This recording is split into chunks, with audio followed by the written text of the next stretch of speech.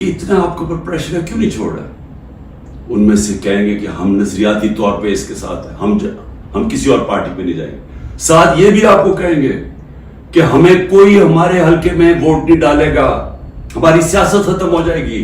تو میرا سوال ایک ہے کہ اتنی زیادہ اتنے پریشر کے باوجود کیا وجہ ہے کہ چند لوگ چھوڑ کے گئے ہیں؟ ہمارے ٹکٹ ہولڈرز پنجاب میں دیکھ لیں کتنے لوگ چھوڑ کے گئے ہیں. یعنی اس طرح کا ظلم جو کبھی ہوا نہیں ہے، کیوں نہیں چھوڑ کے جا رہے لوگ؟ اس کی دو وجوہات. ایک، اس باری ٹکٹس میں نے خود دیے ہیں، زیادہ تر انٹرویو کیے ہیں. میں نے اپنی پوری کوشش کی ہے کہ نظریاتی لوگوں کو ٹکٹس دیے جائیں، اور اس باری زیادہ تر جو لوگ ہیں جن کو ٹکٹس ملے ہیں، پنجاب کی میں بات کر رہا ہوں، وہ نظریے پہ کھڑے ہیں. لیکن دوسرا ایک اور بھی فیکٹر ہے. میں نے ایک کا مجھے میسج آئی کہ میرے اوپر بہت پریشر ہے، انہوں نے میری بزنس بند کر دی ہیں، انہوں نے اب فیملی کے اوپر آ گئے ہیں، پتہ ہے جی آپ کی بیٹی کی یہ ادھر شادی ہوئی ہے، اس کے اوپر اس کو بھی تنگ کرنے پہ آ گئے. تو میرے پہ بہت پریشر ہے. تو میں نے کہا پھر چھوڑ دو.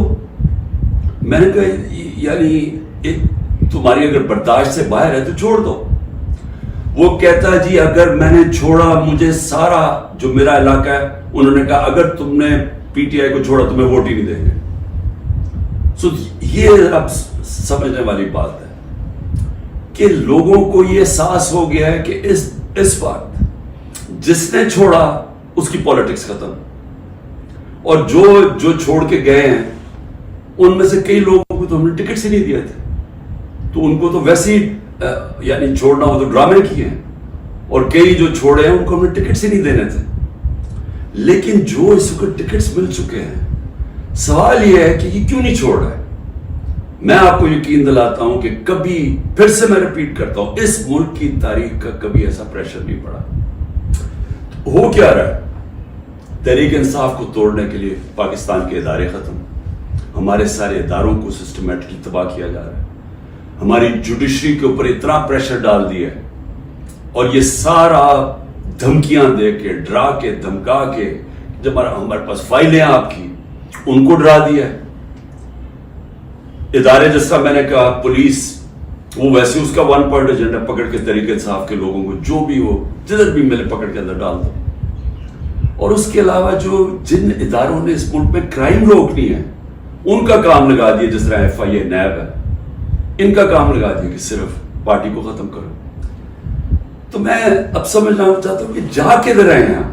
یعنی چلیں، میں نے جس طرح کہا کہ میں بات چیت کرنے کے لیے تیار ہوں، مجھے سمجھائیں تو صحیح کہ آپ کہہ رہے ہیں کہ عمران خان کو ہم نے کاٹا ڈال دیا ہے، تو اس کے بعد جانا کدھر ہے ہم نے؟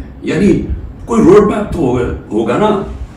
تو میں روڈ میپ ابھی تک جو سمجھ رہا ہوں وہ یہ ہے کہ ایک کنگز پارٹی تیار کر رہے ہیں کہ یہ جو تحریک انصاف کے جو بھی لوگ نکلیں گے ان کو اس پارٹی میں ڈال دیں گے، اور پھر یہ سیٹیں بڑھ جائیں گی نون لیگ، پیپلز پارٹی، کیونکہ نون لیگ کا تو ان کو پتا کہ گھوڑا بیٹھنے والا ہے، وہ جلسے کرتے ہیں، وہ لوگ ہی نہیں آتے. پبلک کی ان کو سمجھ آ گئی ہے کہ پبلک نون لیگ، کیونکہ نون لیگ جڑی ہوئی ہے یہ سارے ظلم کے ساتھ، وہ ان کو نقصان، ایک تو اس کا نقصان ہو رہا ہے، دوسرا معاشی طور پہ بیٹھ کے ملک جو روپیہ ہے، جو جس طرح ہر روز روپیہ گر رہا ہے تو ملک تباہی کی طرف جا رہا ہے. جو مہنگائی بڑھتی جا رہی ہے، تو مہنگائی تو ہر اب انسان کو گھر میں افیکٹ کر رہی ہے، مڈل کلاس کو، ہر تنخواہ دار کو افیکٹ کر رہی ہے مہنگائی. تو ان کو تو پتہ ہے کہ انہوں نے نہ نون لیگ نے کوئی سارے ملک میں گورنمنٹ بنانی ہے تو نہ بنانی ہے پیپلز پارٹی نے، چھوٹی پارٹیز رہ گئی. تو انہوں نے کنگز پارٹی کا ملا کے کوئی ایک یہ لوگوں کا اکٹھا کر کے کولیشن سی بنانی ہے. میرا سوال یہ ہے کہ کیا اس طرح کی کولیشن پاکستان کو اس مشکل وقت سے نکال سکتی ہے؟ میں جب سے گورنمنٹ سے نکلا ہوں، میں ایک بات کہہ رہا ہوں کہ جب تک ہمارے ملک میں ایک مضبوط گورنمنٹ، اور مضبوط گورنمنٹ کیا ہوتی ہے، یہ نہیں کہ اسٹیبلشمنٹ اس کے پیچھے کھڑی ہے، یہ مضبوط گورنمنٹ نہیں ہوتی. مضبوط گورنمنٹ وہ ہوتی ہے جس کے پیچھے عوام کھڑی ہوتی ہے، جو عوام جس کے اوپر اعتماد کرتی ہے. یہ لوگوں کو اکٹھا کر کے اور اسٹیبلشمنٹ پیچھے کھڑی ہو جائے، اور کسی کا خیال ہے کہ جو آج پاکستان کو مسئلے مسائل آ گئے ہم اس میں سے نکل جائیں گے، کوئی اس خوش فہمی میں نہ رہے، کیونکہ یہ صرف ایک پبلک مینڈیٹ سے جو گورنمنٹ آئے گی وہ بڑے فیصلے کرے گی، وہ اس ملک میں اصلاحات کرے گی، وہ اس ملک میں قانون کی حکمرانی قائم کرے گی، اس کے بغیر پاکستان سروائیو ہی نہیں کرتا۔ یہ میرے سے سن لیں، یہ ملک بچے گا ہی نہیں اگر ہم نے اس ملک میں رول آف لا، قانون کی حکمرانی نہ قائم کی۔ یہ جو جنگل کا قانون ہے یہ ملک کو تباہ کر رہا ہے۔ کوئی اس وقت لوگوں کی امید ختم ہو گئی ہے پاکستان سے، لوگ چھوڑ کے جا رہے ہیں۔ جو پروفیشنلز ہیں، جو سب سے بڑا اثاثہ ہے ملک کا، جو آپ کے پڑھے لکھے لوگ ہیں، جو کہ اسپیشلسٹ ہیں، جس طرح میں نے آپ کو کہا 10% شوکت خانم کے کنسلٹنٹ چھوڑ کے جا رہے ہیں، 10% مشکل سے ملتا ہے کینسر کے اسپیشلسٹ۔ ان کو پتا وہ دنیا میں کہیں بھی چلے جائیں ان کے 2 یا 3 گنا زیادہ سیلری مل جائے گی ان کو باہر، کیونکہ ڈیمانڈ ہے دنیا میں۔ تو اس طرح ہر پروفیشنل جس کی دنیا میں ڈیمانڈ ہے وہ سوچا چھوڑ کے جانے کا، کیونکہ اس کو امید ہی نہیں نظر آ رہی۔ لوگ مشکل وقت برداشت کر لیتے ہیں اگر آگے ان کو امید ہو۔ لوگ مشکل وقت برداشت کر رہے تھے، کورونا کے بعد ایک مشکل وقت آیا ہوا تھا، لیکن لوگوں کو نظر آ رہا تھا کہ ٹھیک ہے حالات بہتر ہو رہے ہیں، معیشت اوپر جا رہی ہے، ادارے فنکشن کرنے شروع کر دیے ہیں، کوئی انٹرفیئرنس نہیں ہے۔ عمران خان نے کبھی کسی جوڈیشری کے اندر انٹرفیئر نہیں کیا، نیب کو اس نے نہیں کہا کہ فلانے آدمی کے اوپر کاروائی کرو، کسی ایف آئی اے کو۔ میرا جو میں نے ثناء اللہ ہے وہ آئی جی، میرے خیال میں ابھی پتہ نہیں کدھر پوسٹڈ ہیں، آئی جی تھے، ایک دفعہ کہو کہ میں نے کبھی کسی کے خلاف انتقامی کارروائی کا کہا ہے۔ ہمارے سارے 95% کیسز پرانے تھے۔ یہ بولتے ہیں نون لیگ والے کہ جی اب ہم نے بھی بڑا سفر کیا، اب آپ کریں۔ آپ کے 95% آپ کے اپنے دور میں بنائے گئے تھے کیسز۔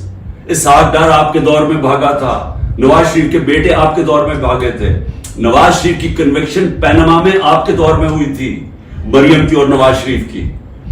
تو یہ ہمیں نہ کہیں، یہ سارے کیسز پرانے آ رہے تھے۔ آپ میرے سے این آر او مانگ رہے تھے، آپ میرے سے یہ کہہ رہے تھے کہ ہم نے چوری کیا، ہم کوئی خاص مخلوق کے الگ، ہمیں معاف کر دیں۔ ہم نے صرف ہمارے دور میں شہباز شریف کے کیس بنا تھا، مقصود چپڑاسی والا 16 ارب اور 8 ارب جو اس نے منی لانڈرنگ کی تھی کہ باہر سے پاپڑ والا اور ان کے نام پہ اور چینی والا کے نام پہ انہوں نے فراڈنٹ پیسے بلوائے تھے۔ اس کے علاوہ ہمارے کوئی کیس نہیں تھے، ہم آن گوئنگ کیسز تھے، اور ہم نے کبھی کسی سے ظلم نہیں کیا، ہم نے کبھی عورتوں کو نہیں اٹھایا، ہم نے کبھی گھروں کے اندر نہیں گھس کے دروازے توڑ کے اور ساری گھر تباہ کیا، ہم نے کبھی لوگوں کو، کارکنوں کو اس طرح کے جیلوں میں نہیں ڈالا، کسی پر تشدد نہیں کیا۔ پوچھے کسی سے، ایک آدمی بتایا کہ ہم نے تشدد کیا۔ مریم نے جا کے اٹیک کر دیا نیب آفس کو، پتھر مارے انہوں نے، بتائیں کتنے لوگوں کو اپنے اینٹی ٹیررزم کورٹ میں پکڑا، یہ کیا کیا؟ کیا مریم کے اوپر کوئی کیس ہوئے؟ تو یہ ہمیں نہ کہو کہ جناب آپ کے اوپر یہ گزری، یہ کبھی کسی پارٹی کی تاریخ میں پاکستان میں نہیں گزری۔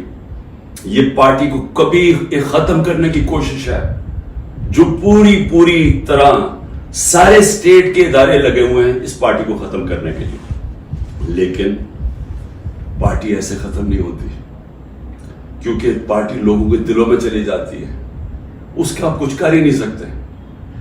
جو مرضی آپ کریں گے، لوگوں کے جب فیصلہ کر لیتی ہے عوام، تو یہ جو ٹکٹ ہولڈرز ہیں ہمارے سارے، ان سے پوچھیں، جب ان سے انٹرویو کریں، جب آپ ان کو تنگ کر رہے ہیں تو پوچھیں تو صحیح کہ اتنا آپ کے اوپر پریشر ہے، کیوں نہیں چھوڑ رہے؟ ان میں سے کہیں گے کہ ہم نظریاتی طور پہ اس کے ساتھ ہیں، ہم کسی اور پارٹی پہ نہیں جائیں گے۔ ساتھ یہ بھی آپ کو کہیں گے کہ ہمیں کوئی ہمارے حلقے میں ووٹ نہیں ڈالے گا، ہماری سیاست ختم ہو جائے گی،